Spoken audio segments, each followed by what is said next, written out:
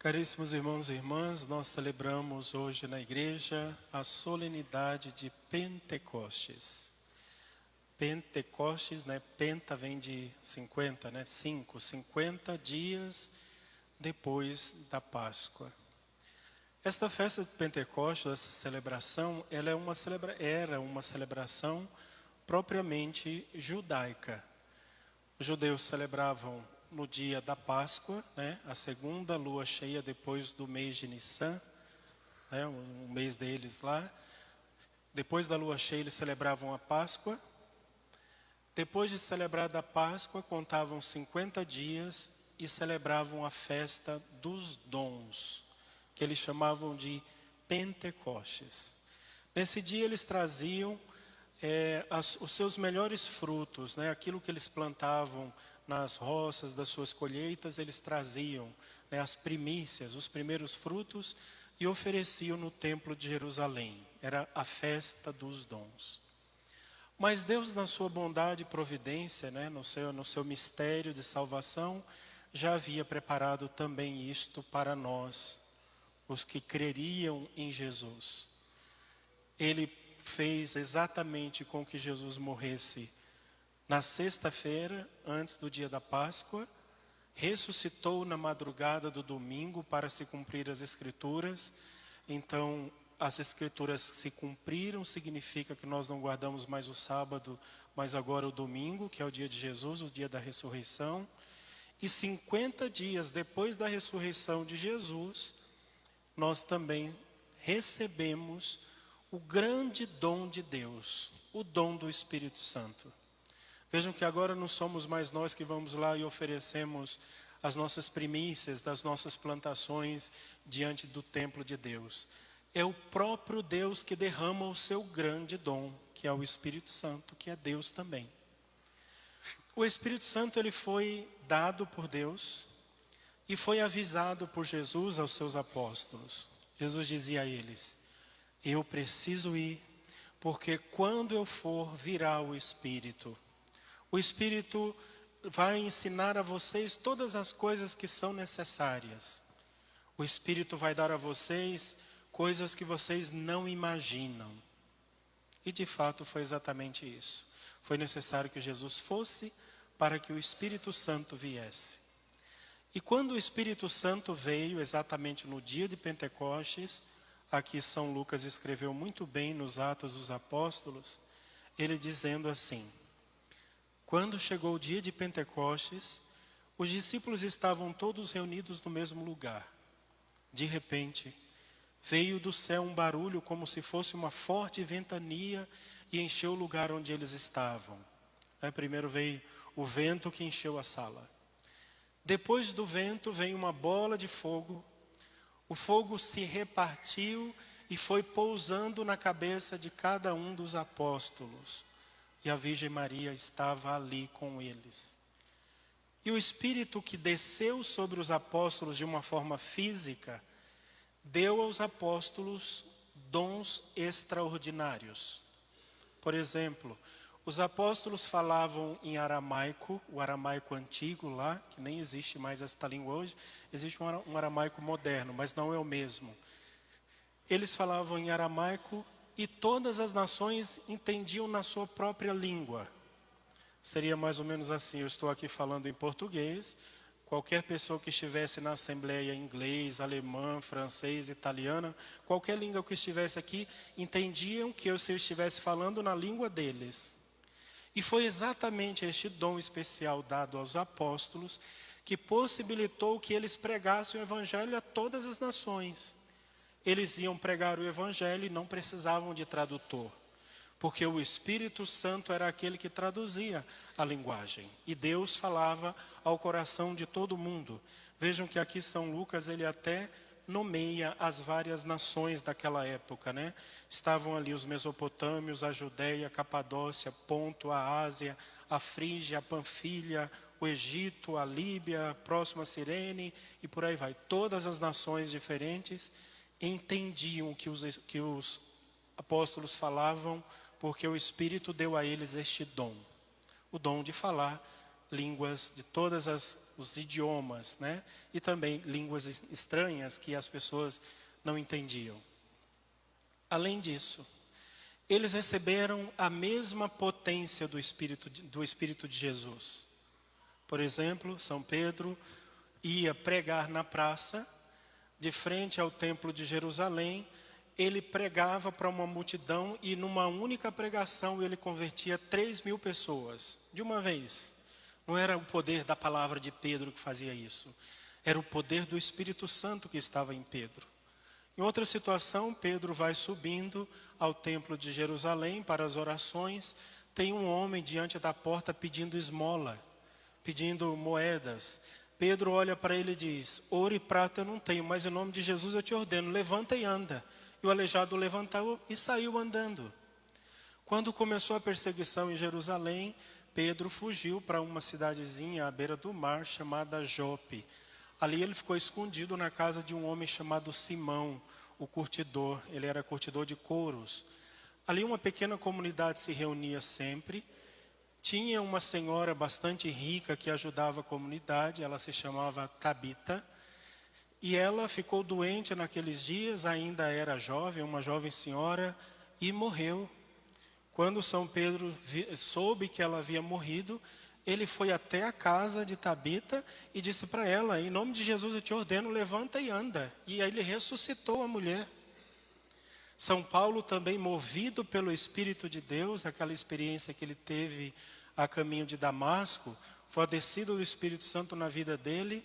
E um dia ele estava pregando, estava numa sala, né, no segundo andar ali. Um rapaz sentado na janela, cochilou, dormiu, caiu, quebrou o pescoço lá embaixo e morreu. São Paulo foi lá e ressuscitou o rapaz. Eles recebem dons especiais para poder fazer coisas extraordinárias. E através do Espírito Santo que foi dado. Mas o Espírito também deu a muitas pessoas, né, a coragem de darem a vida por Jesus. Como, por exemplo, nós vamos rezar daqui a pouco na oração eucarística e vamos pronunciar o nome de 2 mulheres, Felicidade e Perpétua. Era a escrava e a senhora, mas elas eram extremamente amigas e se tratavam como irmãs, apesar da condição social das duas. Elas foram denunciadas como cristãs, foram levadas prisioneiras para Roma, elas eram romanas. Ali na cidade de Roma ficaram presas durante muito tempo. A mais jovem, chamada Perpétua, que era a senhora, ela escrevia um diário contando todas as coisas que elas viveram ali dentro do cárceres. Ela já era casada, tinha filhos, deixou em casa um filhinho pequeno e o marido. O pai dela visitava na prisão e dizia: Perpétua, nega esse seu Jesus Cristo, nega Cristo e volta para casa. É só você dizer na frente do imperador: eu renuncio a Cristo e adoro o imperador. Faça isso e você vai embora cuidar do seu filho. E ela dizia: jamais, nunca faria uma coisa dessa. O Espírito de Deus não pode me deixar fazer isso. Felicidade estava grávida e deu à luz dentro da prisão. Quando ela estava no trabalho de parto, grande sofrimento, grande dor, gritando de dor, os carrascos chegavam diante da cela delas e ria da cara delas, dizendo: ah, você está gritando assim desse jeito para dar à luz? Eu quero ver na semana que vem, quando você estiver lá no Coliseu, como é que você vai estar? E ela virava para o carrasco e dizia: aqui quem grita sou eu, lá na arena é o Cristo que estará lá. As duas foram levadas, amarradas e colocadas no meio do Coliseu. Soltaram vacas e as vacas bravas vinham em cima delas, furavam elas com os chifres, elas caíam, saíam rolando no chão, levantavam-as ensanguentadas, todas ensanguentadas, se arrumando, louvando e glorificando a Deus e sorrindo naquela maior tortura. E aí as vacas se cansaram e elas já estavam quase destruídas, mas de pé. Uma perguntava para a outra: quando vai começar o martírio? Nem conseguiam perceber, porque o Espírito de Deus agia dentro delas. Até que os carrascos foram lá e cortaram a cabeça das duas, foram decepadas. Eram jovenzinhas, 19, 20 anos mais ou menos era a idade das duas, já eram mulheres casadas. O Espírito Santo fez coisas extraordinárias ao longo da igreja. E ao longo desses mais de 2000 anos, foi o Espírito que manteve a vida da igreja e mantém a vida da igreja. E dá força e coragem a homens e mulheres a abandonar a vida e seguir a Cristo, a deixar tudo e servir ao Senhor, a ter Deus como a sua única riqueza. E o Espírito faz isso também de forma extraordinária, como fez na vida dos apóstolos, faz também na vida dos nossos santos mais modernos, como por exemplo São Felipe Neri.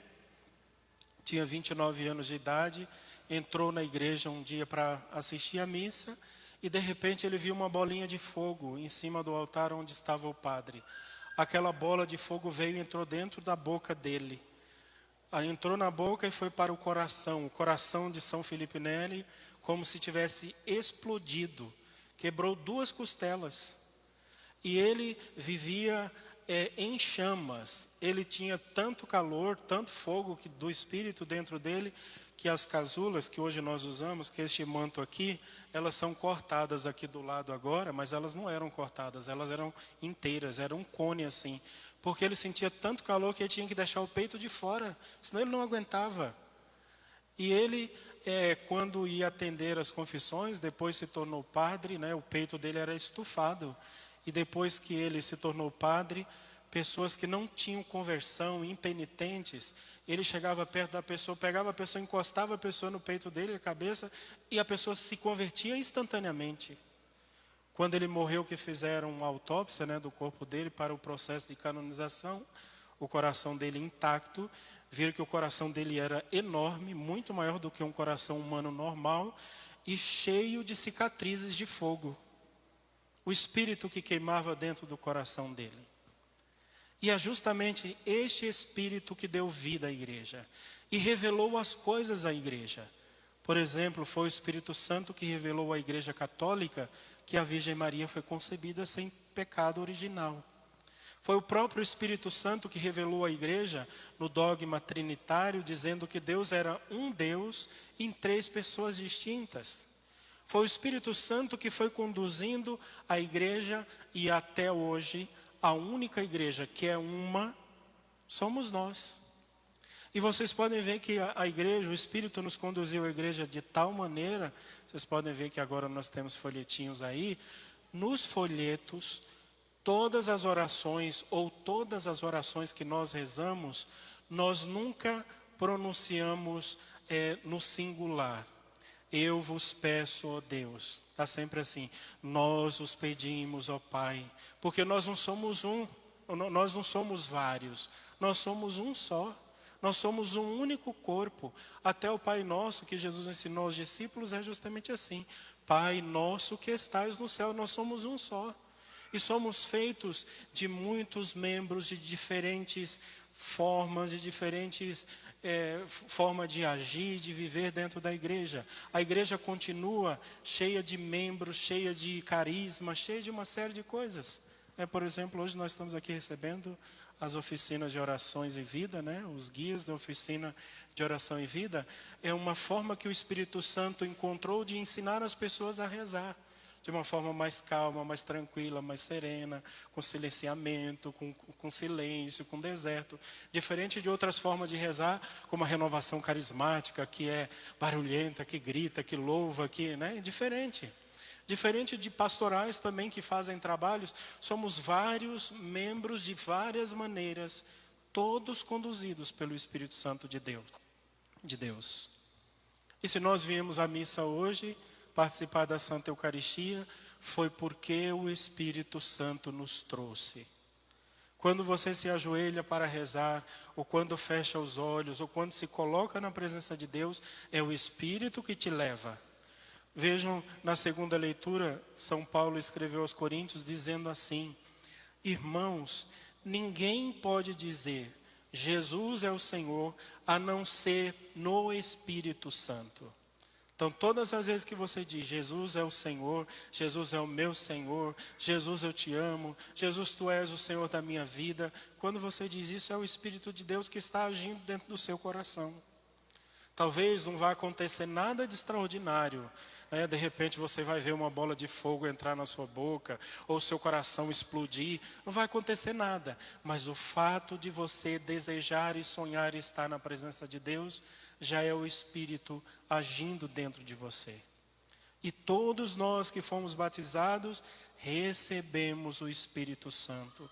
Todos nós que fomos crismados, nós recebemos o Espírito Santo. O bispo faz uma cruz na sua testa com o óleo do santo crisma e diz: recebe por este sinal o Espírito Santo, dom de Deus.